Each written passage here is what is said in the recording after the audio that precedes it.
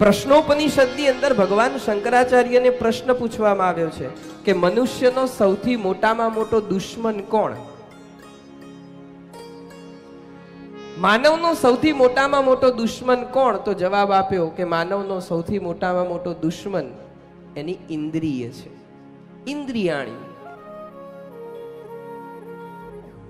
બીજો પ્રશ્ન કર્યો કે માનવનો સૌથી મોટામાં મોટો મિત્ર કોણ? તો જવાબ આપ્યો ઇન્દ્રિયાણી. ઇન્દ્રિય જ દુશ્મન છે અને ઇન્દ્રિય જ મિત્ર છે. આંખનો વિષય કયો છે? રૂપ છે.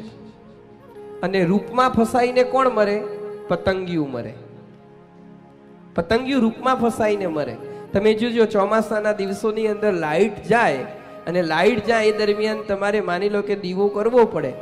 દીવડું તમે કરો તો એ દીવડું કરતાની સાથે કેટલાય પતંગિયા એની આજુબાજુ આવી જશે. ખબર છે કે આ મને બાળી રહ્યું છે, પણ એ રૂપની અંદર એ પતંગિયાની એટલી બધી આસક્તિ છે કે એના આજુબાજુ જ મંડળાયા કરે એમાં જ બળીને મરી જાય. રૂપમાં ફસાઈને પતંગિયું મરે. કાન, કાનનો વિષય છે શબ્દ. શબ્દમાં ફસાઈને હરણ મરે. જે લોકો કસ્તુરી લેવા માંગે છે, હરણ પકડવા માંગે, તે લોકો શું કરે? જંગલની અંદર સુંદર સંગીત વગાડે અને એટલું મધુર સંગીત વગાડે કે સંગીતથી આકર્ષાઈને હરણાઓ દોડતા આવે અને પછી એને સાંભળવામાં એટલા બધા તલ્લીન થઈ જાય, એ શબ્દમાં ખેંચાઈને પકડાય અને એમાં ફસાઈને હરણ મળે. શબ્દમાં ફસાઈને હરણ મળે. જીભ, જીભનો વિષય છે રસ. રસમાં ફસાઈ અને માછલી મરે. જે લોકો માછલી પકડવા વાળા હોય ને શું કરે કે જે કાંટાથી માછલી પકડવાની છે, કાંટાના આગળના ભાગની અંદર કોઈ ખાદ્ય પદાર્થ લગાવે, લોટની ગોળી કે એવું કંઈક, અને પછી નાખે જાળ અને સ્વાદની અંદર ફસાય માછલી, પકડાય, મરે.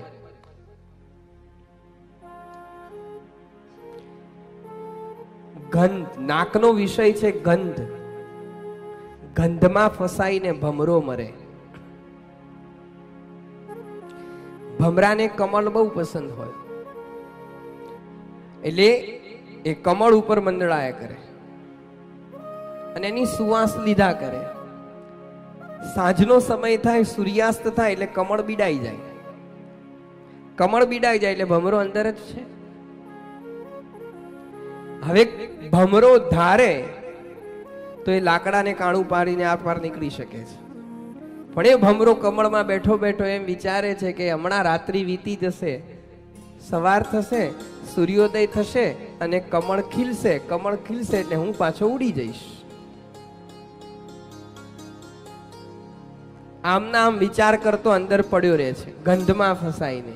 અને રાત્રિના સમયે હાથીનું ઝુંડ આવે અને ઝુંડ આવે એટલે આવતાની સાથે હાથી પહેલું કામ શું કરે?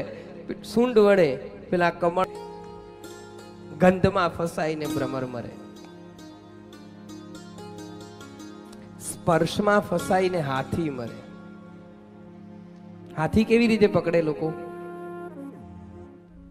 જંગલની અંદર બહુ મોટો ખાડો કરવામાં આવે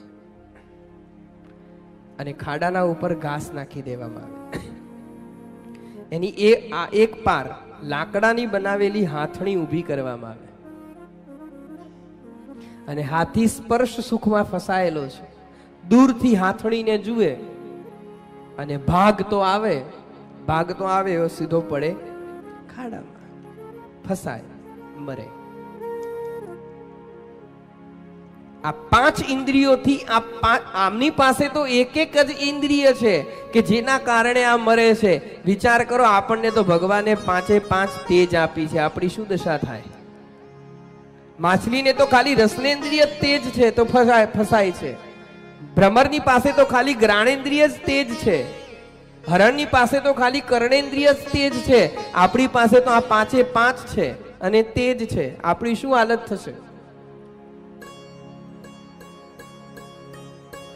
માટે મનુષ્યનો દુશ્મન એની ઇન્દ્રિય છે, એમાં ફસાઈને જ મરે. કોઈકના રૂપમાં ફસાયો છે, કોઈકના શબ્દોમાં ફસાયો છે, કોઈકની ગંધમાં ફસાયો છે, કોઈક રસમાં ફસાયો છે, કોઈક સ્પર્શમાં ફસાયો છે. માણસનો મિત્ર કોણ? તો કહ્યું છે માણસનો મિત્ર એ એની ઇન્દ્રિય છે. ઇન્દ્રિય દુશ્મન પણ છે, ઇન્દ્રિય મિત્ર પણ છે. જો આ ઇન્દ્રિય કોઈ લૌકિક રૂપની અંદર ફસાઈ મરવાના, પણ એ જ ઇન્દ્રિયનો વિષય ભગવાનનું રૂપ બની જાય તો, આ ઇન્દ્રિયનો વિષય ગુરુદેવ ભગવાન બની જાય તો તરવાના. વાલા તારી મૂર્તિમાં મોહી મોહી રે, પછી એની મૂર્તિમાં મોહી જઈએ, એની મૂર્તિમાં જઈએ. કાન એ ઇન્દ્રિય છે, શબ્દ પણ કોઈ લૌકિક વ્યક્તિની વાતોમાં આવી અને ફસાવું એના કરતા કાનનો વિષય શબ્દ ભગવાનની કથા બની જાય તો મુક્તિ, મિત્ર છે. નાક કોઈ લૌકિક વ્યક્તિની ગંધમાં ફસાય, એની જગ્યાએ ભગવાનના ચરણમાં અર્પણ કરેલી તુલસી દળની અંદર ફસાય, બિલ્વ પત્રની અંદર ફસાય, મુક્તિ. હાથ એનો વિષય સ્પર્શ છે, કોઈ લૌકિક વ્યક્તિના સ્પર્શની અંદર ફસાઈને મરે, એની જગ્યાએ હાથનો સ્પર્શનો વિષય ભગવાન બની જાય તો, ભગવાનના ચરણ બની જાય તો મુક્તિ. કેવલ દિશા બદલી દો, દિશા બદલવાની જરૂર છે.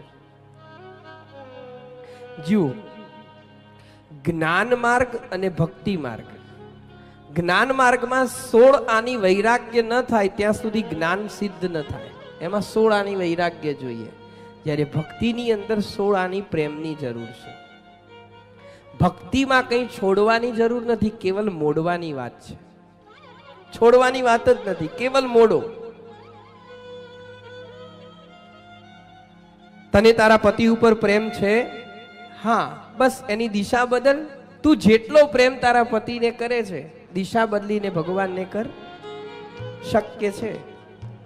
તને તારા દીકરા ઉપર પ્રેમ છે, તું તારા દીકરાને ખૂબ ચાહે છે, બસ ભગવાન કહે છે તું મને તારો દીકરો માની લે, એટલો પ્રેમ તું મને કર, શક્ય છે.